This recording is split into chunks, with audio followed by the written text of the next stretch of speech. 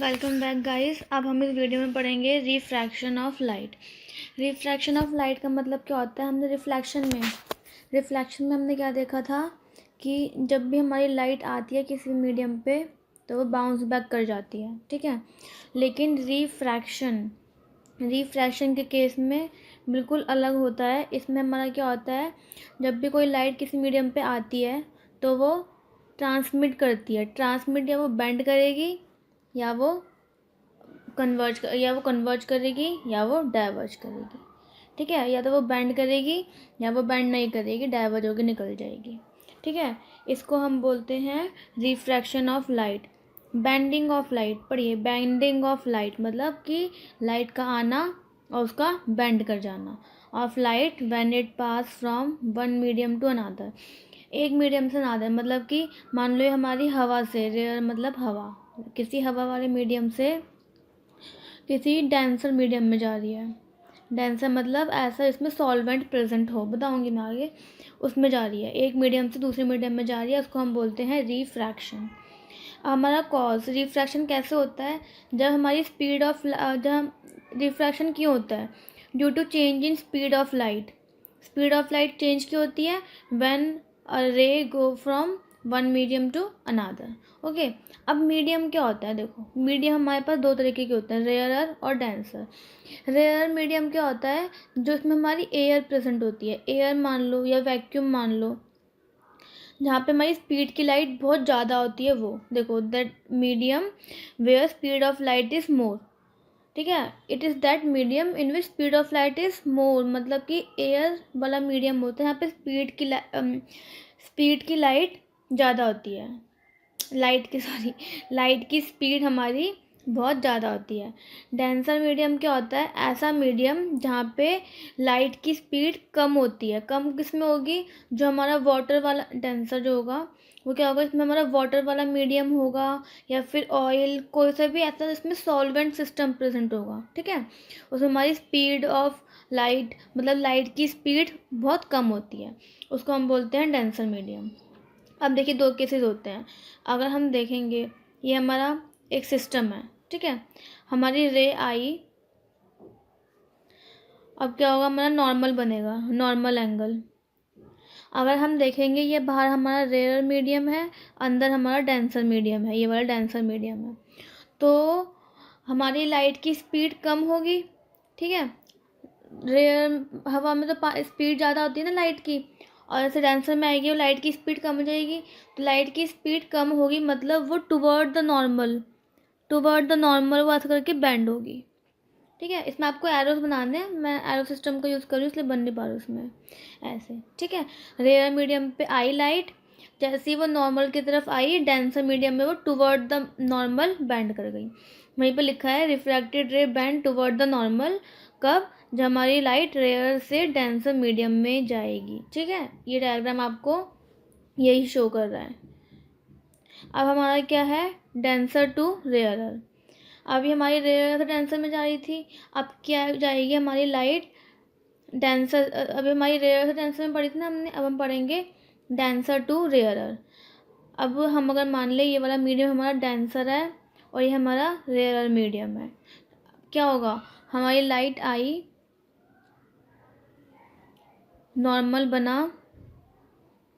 अब rare medium में क्या होगा, स्पीड बढ़ेगी, उसकी स्पीड बढ़ेगी मतलब वो नॉर्मल से दूर जाएगी। नॉर्मल मैंने आपको बताया था, नॉर्मल क्या होता है, परपेंडिकुलर होता है, जहाँ पे हमारी इंसिडेंट रे आती है उसके परपेंडिकुलर होता है ताकि रिफ्रैक्टेड रे उससे होके निकल जाए। तो इसमें हमारा रिफ्रैक्टेड रे कैसे होगी, अवे फ्रॉम नॉर्मल चली जाएगी।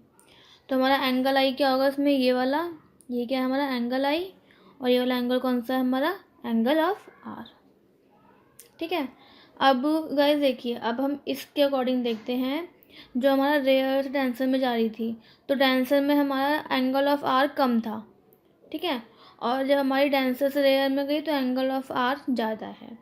तो इससे हमें पता चलता है जब लाइट हमारी रेयर मीडियम से डेंसर मीडियम में जाती है तो उसकी स्पीड कम होती है, देखो, और वो टुवर्ड द नॉर्मल जाता है। जब हमारा डेंसर से रेयर मीडियम में जाती है लाइट तो फिर उसकी स्पीड बढ़ती है, रेयर मीडियम में उसकी स्पीड बढ़ती है और वो स्पीड बढ़ती है और एंगल आर ज़्यादा होता है। तो इसी से हमने ये देखा, डेंसर मीडियम में एंगल आई ज़्यादा है और रेयर मीडियम में एंगल आर ज़्यादा है। आशा करती हूँ आप लोगों को समझ में आ रहा होगा। एक हमारा होता है इमर्जेंट एंगल। इमर्जेंट एंगल क्या होता है? एंगल विद द इमर्जेंट रे मेड विद द नॉर्मल, ये हम पढ़ेंगे आगे। Refraction through glass slab. Glass slab मतलब एक स्लैब है जो पूरा ग्लास का बना हुआ है, ठीक है। हमारी इसमें रे आएगी, नॉर्मल बनेगा। अब बताइए, रे आई, इंसिडेंट रे आई, नॉर्मल बना। अब रे कहाँ जाएगी? ये हमारा ये वाला रेयर मीडियम था, ये डेंसर मीडियम है, फिर से नीचे रेयर मीडियम है, ठीक है। अब रे आई थी हमारी, अब डेंसर मीडियम में रे कहाँ जाएगी बताइए आप लोग?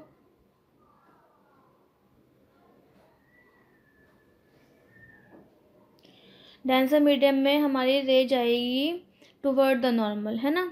टुवर्ड द नॉर्मल हमारी रे गई, मतलब नॉर्मल के करीब है ये रे। ये पूरा बन नहीं पा रहा, आप लोग पूरा जॉइंट बनाइएगा ऐसे करके। अब हमारा बनेगा नॉर्मल। अब हमारी फिर से रेयर मीडियम में लाइट जाएगी तो अवे फ्रॉम नॉर्मल,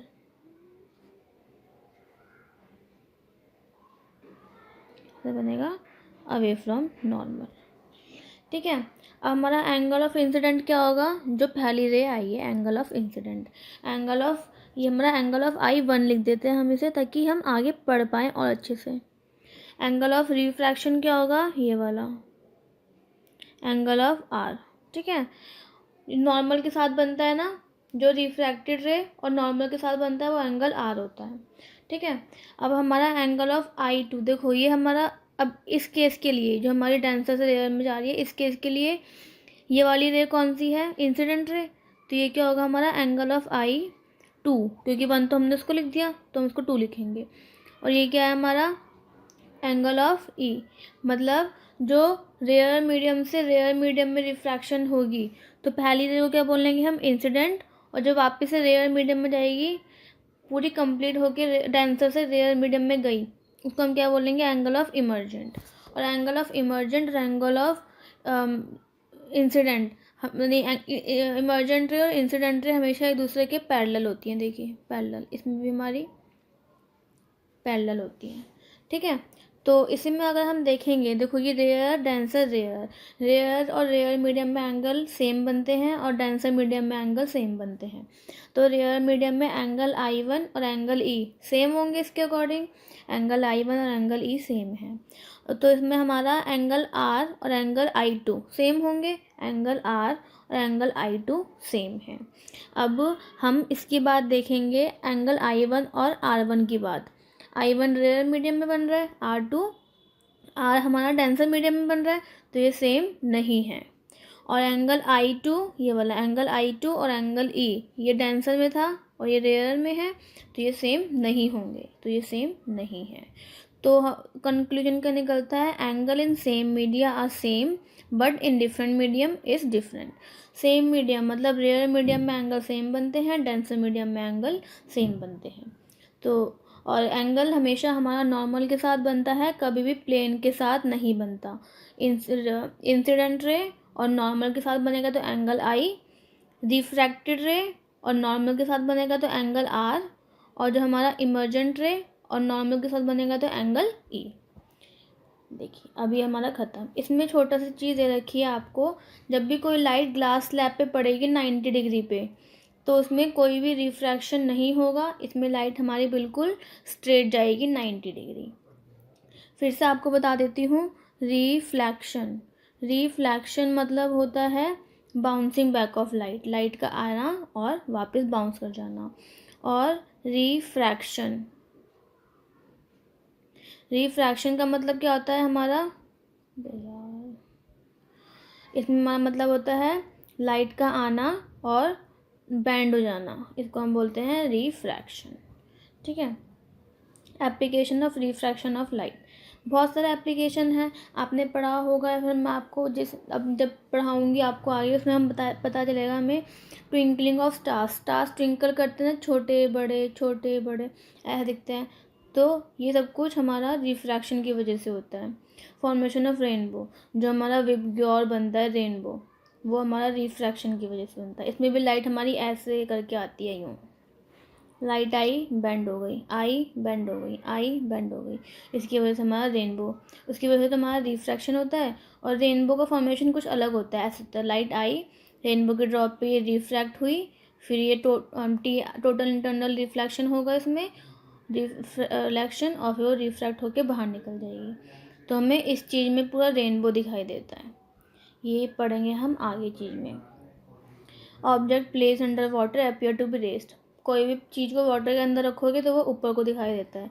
ये सब कुछ रिफ्रैक्शन के एग्जांपल्स हैं, आप लोग याद कीजिएगा, ठीक है। मैं आपको बताऊंगी इसका पूरा एक्सप्लेनेशन बताऊंगी। Stick hold obliquely and partially emerge in water appear to be bent at water surface, ठीक है। इसका मतलब क्या है, देखिए ये सारे तो हमारे रिफ्रैक्शन के एप्लीकेशंस हो गए। अब हम पढ़ेंगे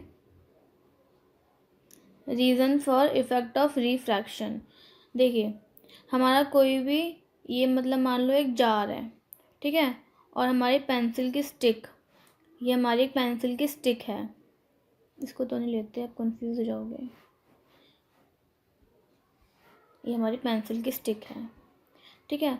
अब क्या हो रहा है, हमारी रेस भेजेगा स्टिक ने रेस भेजेगी, डेंसर मीडियम है ना, ये रेयर मीडियम है और ये भी रेयर मीडियम है। स्टिक ने रेस भेजी, नॉर्मल बना, और ये रेयर मीडियम में तो अवे फ्रॉम नॉर्मल चला गया, ठीक है। फिर से स्टिक ने हमारी रेस भेजी, नॉर्मल बना, और ये अवे फ्रॉम नॉर्मल चला गया। यहाँ पे हमारी आईज़ हैं, तो अगर हम इन दोनों को मिलाएं ऐसे, तो हमारा ऑब्जेक्ट हमें यहाँ दिखाई देगा। पेंसिल तो यहाँ पे है, लेकिन हमें दिखाई कहाँ देगी, यहाँ पे, कुछ इस जगह पे हमें पेंसिल यहाँ दिखाई देगी, ठीक है। तो यही चीज़ हमने यहाँ पे लिखी है, ड्यू टू रिफ्रैक्शन हमें stick partially emerge in water appear to be bend, हमें स्टिक जो पानी में होती है वो बेंड दिखाई देती है, क्यों, रिफ्रैक्शन की वजह से। When stick emerge in water it send the rays to eyes from denser medium to rare medium. देखिए हमारी रेज भेजती नहीं है डेंसर मीडियम से रेयर मीडियम पे, 2 रेज भेजी थी इसने, और उसी को हमने आफ्टर एक्सटेंडिंग द रिफ्रैक्टेड रे, इसको जो रिफ्रैक्टेड रे थी उसको हमने एक्सटेंड किया था, तो refracted to the point where the refracted ray meet will be the point at which we see the bent stick, इसी पॉइंट पे हमें बेंट स्टिक दिखाई देगी, ठीक है। तो यही चीज़ थी हमारी आई की। तो इसमें आपको दिया गया है ये रियल पोजीशन है आई की, स्टिक की, और ये एपरेंट जो हमें इमेजिनेशन में दिखाई दे रही है। Similar reasons can be given, ऐसे ही रीजंस हमारे अलग अलग चीज़ों के लिए दिखाई देते हैं, जैसे ट्विंकलिंग ऑफ स्टार्स, इसमें भी हमारी ट्विंकल क्यों करते हैं स्टार्स, एटमॉस्फेरिक रिफ्रैक्शन की वजह से, रेनबो का फॉर्मेशन होना, ये सब कुछ रिफ्रैक्शन के फिनोमेना पे लाई करता है, ठीक है गाइस। सो गाइस आप क्या पढ़ेंगे हम, laws of refraction of light. इसमें हमारा क्या, इसमें रिफ्लैक्शन का आपको याद है, उसमें क्या होता है, हमारा एंगल आई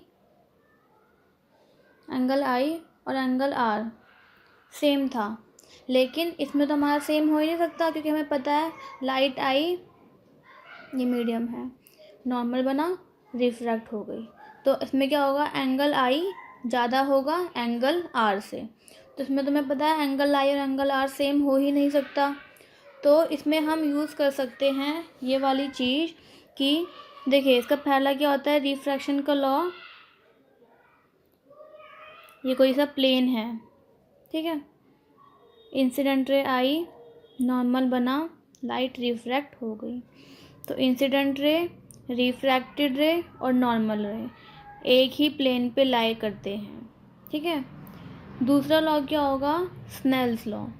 दूसरे लॉ के according the ratio of sine of angle incident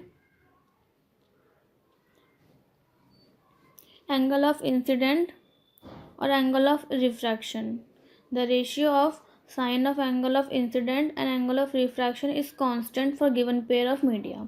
अगर आपको मीडिया दे रखा है, मतलब फॉर एग्जांपल ये एयर है और ये डेंसर मीडियम है, डेंसर। तो इन दोनों का जो एंगल ऑफ इंसिडेंट और एंगल ऑफ रिफ्रैक्शन होगा वो कांस्टेंट होगा, हमें पहले से पता होगा। और इस कांस्टेंट को क्या बोलते हैं? Refractive index. ठीक है, ये हमारे 2 लॉज आ गए। ये डायरेक्ट एग्जाम में 2 या 3 मार्क्स के आते हैं, आप लोगों को याद करने पड़ेंगे। ठीक है, याद नहीं करना, आप एक बार समझ लो, अच्छे से समझ में आ जाएंगे आपको। अब हमारा आता है रिफ्रैक्टिव इंडेक्स और ज़्यादा एडवांस में। रिफ्रैक्टिव इंडेक्स क्या होता है? हमने पढ़ा n is equal to sine of incident और साइन ऑफ रिफ्रैक्शन।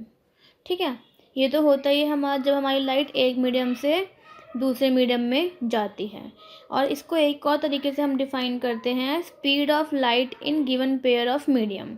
जब हमारी लाइट एक मीडियम से दूसरे मीडियम, नॉर्मल बना, दूसरे मीडियम में जाती है तो इन दोनों का जो हमारा रेशियो होता है उसको भी हम बोलते हैं रिफ्रैक्टिव इंडेक्स। मतलब अगर हमारी लाइट यहाँ से यहाँ पे गई, रेयर से डेंसर में गई, तो n = sine i upon sine r तो होगा ही होगा। इसको हम v1 अपॉन v2 भी बोलेंगे। v1 मतलब speed of light in medium 1, v2 मतलब speed of light in medium 2, क्योंकि लाइट हमारी मीडियम 1 से मीडियम 2 में गई है। ठीक है गाइस, तो यही फॉर्मूला आपको यहाँ पे दिया गया है, n = sine i upon sine r is equal to velocity of light in medium 1 upon medium 2। ठीक है, अब हम पढ़ेंगे इसको डिनोट कैसे करते हैं। एन को अगर देखिएगा, इस 2 केसेस होंगे, या तो हमारी रे जाएगी, देखिए इस तरीके से अच्छे से बताती हूँ मैं आपको। ये हमारी हो गई, एक रे आई हमारी, नॉर्मल बना और रे चली गई। तो इसमें हमारा क्या होगा? ये हमारा रेयर मीडियम है, ये हमारा डेंसर मीडियम है, मीडियम 1 और मीडियम 2। तो इसमें क्या होगा हमारा, इसको हम कैसे डिनोट कर सकते हैं? एन रेयर मीडियम से डेंसर मीडियम में आई लाइट, तो n1 अपॉन n12। ठीक है, इसको हम ऐसे डिनोट कर सकते हैं। या फिर इसको हम एक तरीके से और डिनोट कर सकते हैं कि n21 मतलब refractive index of medium 2 with respect to 1, क्योंकि लाइट तो फाइनली 2 सेकेंड मीडियम में गई है ना, 1 से होकर सेकेंड में, हमें निकालना किसका है? सेकेंड का, इसलिए n21। और बहुत सारे बच्चों को होता है ये चीज़ समझ में नहीं आती, आप लोग इसको ऐसे लिखा करिए, n21 और बीच में हल्का सा डैश एरो लगा दो इधर की साइड को, मतलब n1 से 2 में गई है। ठीक है, इसका मतलब ऐसे ही होता है कि रिफ्रैक्टिव इंडेक्स ऑफ मीडियम 2 मतलब सेकेंड मीडियम का रिफ्रैक्टिव इंडेक्स 1 के रिस्पेक्ट में, 1 से आई है लाइट 2 में, इसको हम बोलते हैं n21, मतलब लाइट हमारी मीडियम 1 से मीडियम 2 में गई है। इसको हम कैसे नोट करते हैं? n = v1 upon v2। तो अभी हमने पढ़ा था जब हमारी लाइट मीडियम 1 से मीडियम 2 में गई थी। अब हमारा एक और केस हो सकता है जब हमारी लाइट मीडियम 2 से मीडियम 1 में आ रही है। ठीक है, मीडियम 2 हमारा डेंसर ही लेंगे हम, और मीडियम 1 रेयर ही लेंगे। तो डेंसर मीडियम से रेयर में कैसे जाएगी? नॉर्मल, ये हमारी रे आई डेंसर मीडियम पे, ये नॉर्मल बना हमारा, और ये रे हमारी रिफ्रैक्ट कर गई। ठीक है, तो ये क्या हो गया हमारा? एंगल ऑफ इंसिडेंट, और ये क्या हो गया हमारा? Angle of refraction. तो इसमें हम कैसे लिखेंगे? n21 मतलब हमारी रे सेकंड मीडियम से 1 में जा रही है। ठीक है, और हम इसको ऐसे भी लिख सकते हैं ना कि 1 2 मतलब रिफ्रैक्टिव इंडेक्स ऑफ मीडियम 1, क्योंकि फाइनल तो वो 1 में जा रही है ना 2 से होके, तो 1 लिखेंगे, 1 में जा रही है फाइनली 2 से होकर। या फिर जो इनको कन्फ्यूज़न है उनको वो ऐसे लिखिएगा, इसे 2 1। ठीक है, वैसे इसको 1 2 ही लिखते हैं, मतलब कि refractive index of medium final तो 1 में आ रही है ना, तो 1 में आ रही है किसकी हेल्प से? 2 मीडियम की हेल्प से। लाइट 1 में आ रही है किसकी हेल्प से? सेकंड मीडियम की हेल्प से। तो यही यहाँ पे लिखा हुआ है n12 मतलब 1 में आ रही है सेकंड मीडियम की हेल्प से, मतलब 2 से 1 में आ रही है। और इसको अगर हम रेसिप्रोकल करेंगे, दोनों को n21 और n12 को रेसिप्रोकल करेंगे, तो हमारा इससे ये कट जाएगा और इससे ये कट जाएगा, तो फाइनली हमारा आएगा, ये मल्टीप्लाई करेंगे अगर तो हमारा 1 आएगा, रेसिप्रोकल करेंगे तो फाइनली ये चीज़ यहाँ चली जाएगी और हमारा ये आएगा। ठीक है, दोनों एक दूसरे के रेसिप्रोकल होते हैं। अब हमने यही यहाँ पे पढ़ा कि रे हमारी मीडियम 1 से मीडियम 2 में जा रही है, तो n 1 से कहाँ जा रही है 2 में, तो 2 1, फाइनल तो 2 में थी ना, और मीडियम 2 से मीडियम 1 में जा रही है, तो n 1 2, 1 में जा रही है तो मतलब 1 कहाँ किसकी हेल्प से, 2 की हेल्प से, 1 2, इन दोनों का मल्टीप्लाई 1 आएगा और इन दोनों का रेसिप्रोकल उल्टा होगा, मतलब एक मीडियम दूसरे मीडियम के अपोजिट होगा। ठीक है गाइस, अब एक चीज़ आती है हमारी रिलेटिव और absolute refractive index. Relative refractive index, देखिए मैं आपको समरी बताती हूँ। हमारी रे किसी भी मीडियम से, मीडियम 1 से मीडियम 2 में अगर जाएगी,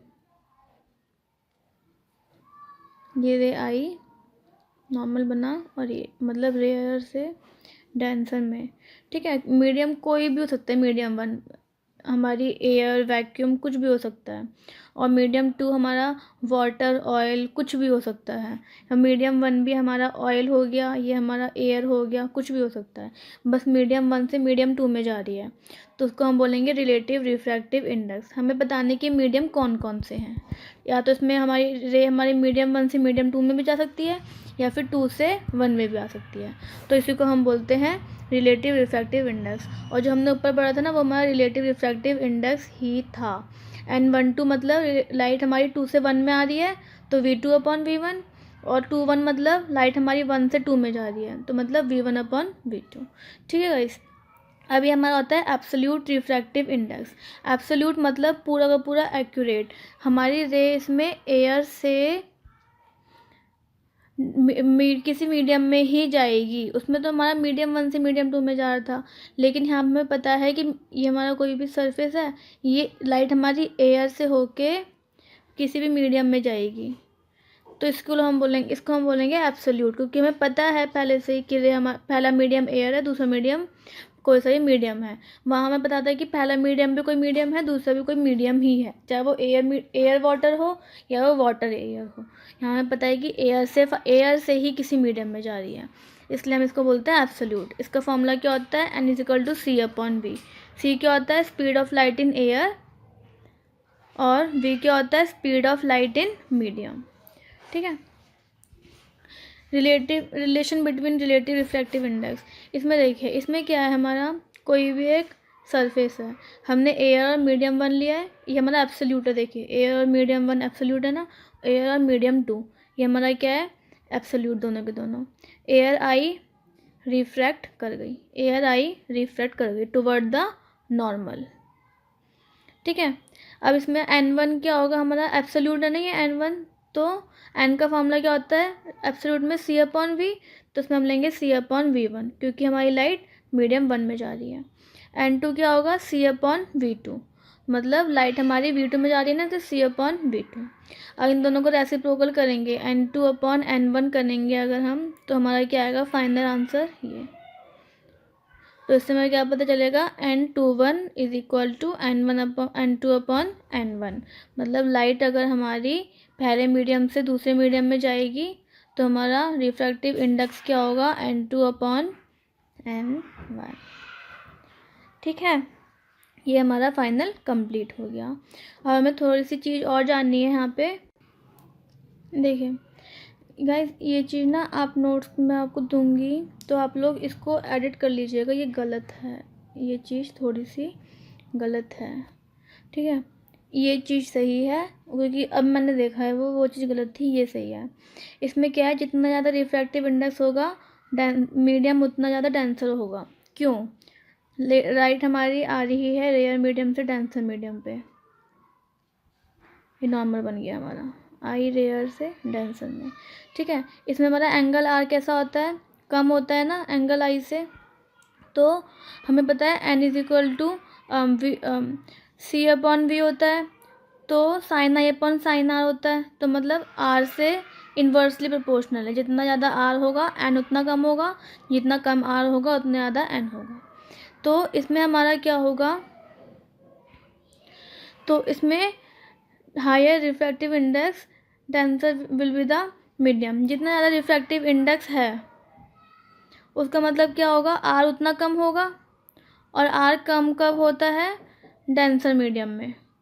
तो इसलिए हमने बोला जितना ज़्यादा रिफ्रैक्टिव इंडेक्स होगा उतना डेंसर हमारा मीडियम होगा, ठीक है।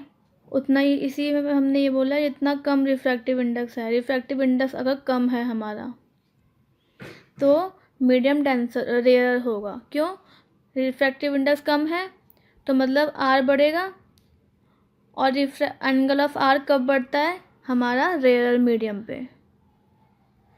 तो इसलिए हम बोलते हैं ये चीज़, higher the refractive index denser will be the medium. आपको समझ में नहीं आया तो आप लोग उसको याद कर लीजिए, बहुत इंपॉर्टेंट चीज़ है ये, आपके एमसीक्यू के टर्म में आ सकती है। जितना ज़्यादा रिफ्रैक्टिव इंडेक्स है उतना मीडियम हमारा डेंसर होगा, जितना कम रिफ्रैक्टिव इंडेक्स है मीडियम हमारा उतना रेयर होगा। और एन की वैल्यू कांस्टेंट होती है ना मोस्ट केसेस में। तो देखो इसमें क्या है, रिफ्रैक्टिव इंडेक्स ऑफ ग्लास का रिफ्रैक्टिव इंडेक्स 1.5 दे रखा है। इसका मतलब क्या है, ratio of speed of light in air to medium is 1.5। ये एब्सोल्यूट है क्योंकि हमारा रे हमारी एयर से किसी मीडियम में गई है, एयर से किसी मीडियम में, तो 1.5 है, इसलिए वो हमारा इसका वैल्यू कांस्टेंट होती है और ये सब हम बोलते हैं एन, ठीक है गाइस।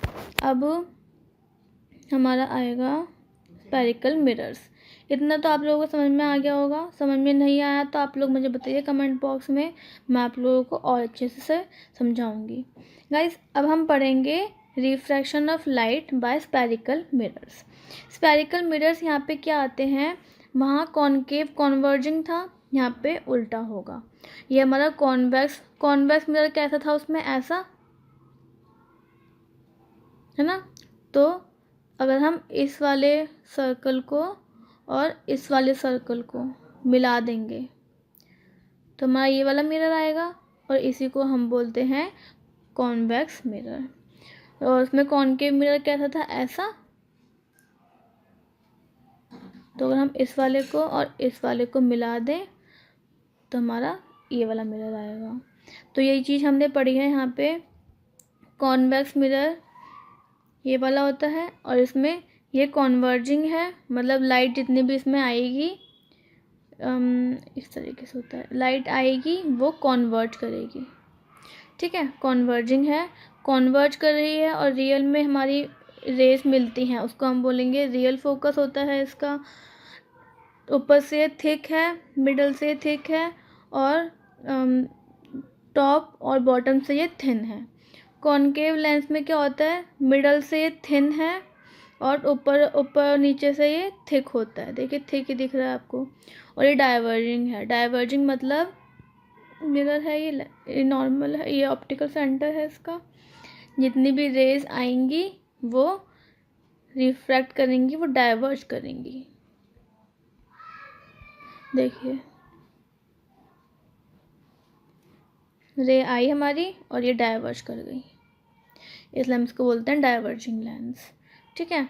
ये हमारा इसमें ना डाइवर्ज करके तो हम इमेजिनेशन में लाते हैं रेस को, तो वर्चुअल फोकस होता है इसका, और ये मोस्टली हमारी इरेक्ट इमेज दिखाता है। मोस्टली क्या, ये तो इरेक्ट ही दिखाता है अगर सारी सारी इमेजिनेशन में लाइट आई है तो। अब हम जैसे हमने मिरर्स के केसेस में पढ़ा था, हमें इस केसेस में भी पढ़ना है इम्पॉर्टेंट डेफिनेशन। इसमें हमारा आएगा, सो गाइस इसमें हम पढ़ेंगे इम्पॉर्टेंट डेफिनेशन। हम अगर कॉनकेव मिरर का केस लेंगे तो देखिए, ऑप्टिकल सेंटर क्या होता है, centre point of lens, lens का सेंटर पॉइंट होता है हमारा ऑप्टिकल सेंटर, ठीक है। प्रिंसिपल एक्सिस क्या होती है, line passing through optical centre, जो लाइन ऑप्टिकल सेंटर से पास करती है इसको हम बोलते हैं प्रिंसिपल एक्सिस। वहाँ पे ये ऑप्टिकल सेंटर क्या था, पोल है ना, लेकिन इस केस में आता है हमारा ऑप्टिकल सेंटर। फोकस ये बहुत इम्पॉर्टेंट चीज़ होती है हमारी।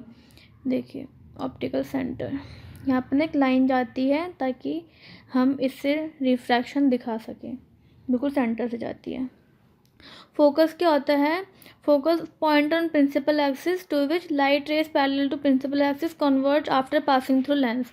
जो भी रेज हमारी प्रिंसिपल एक्सिस के पैरेलल होगी बाद में वो कॉन्वर्ज करेगी डाइवर्ज। इस कॉनकेव के मिरर में केस में हमारा कॉन्वर्ज करेगी, तो हमेशा हमारा फोकस पे जाके मिलेगी।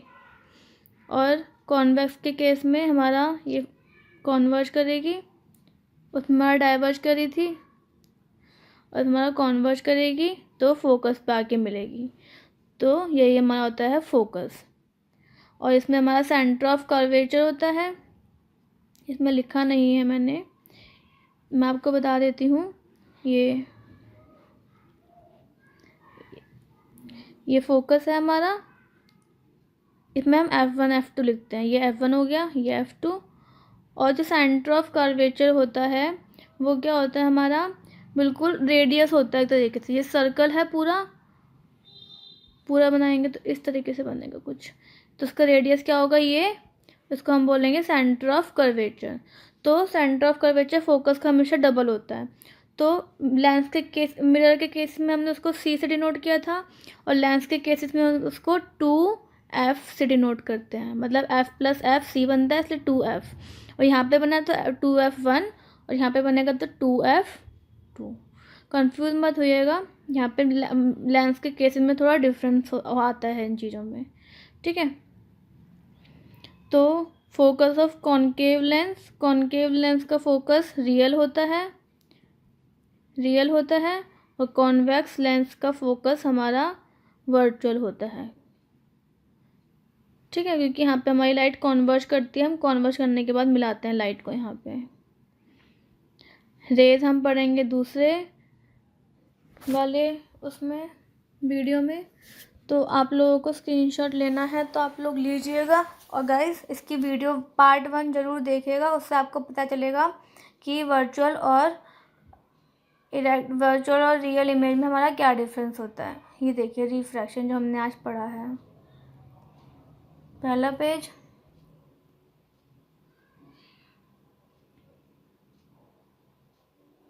है हमारा ये। दूसरा page, third page, fourth page, fifth में हमारा ये थोड़ा सा गलत है, इसको आप लोग इग्नोर कीजिएगा, ये थोड़ा सा गलत है, ठीक है। ये हमने आज इम्पोर्टेंट डेफिनेशंस पढ़ ली, अगली बार में हम पढ़ेंगे rules. Okay, thank you guys and stay connected. First video ज़रूर देखिएगा, उससे आपको बहुत सारी चीज़ें क्लियर होंगी, ठीक है। Thank you.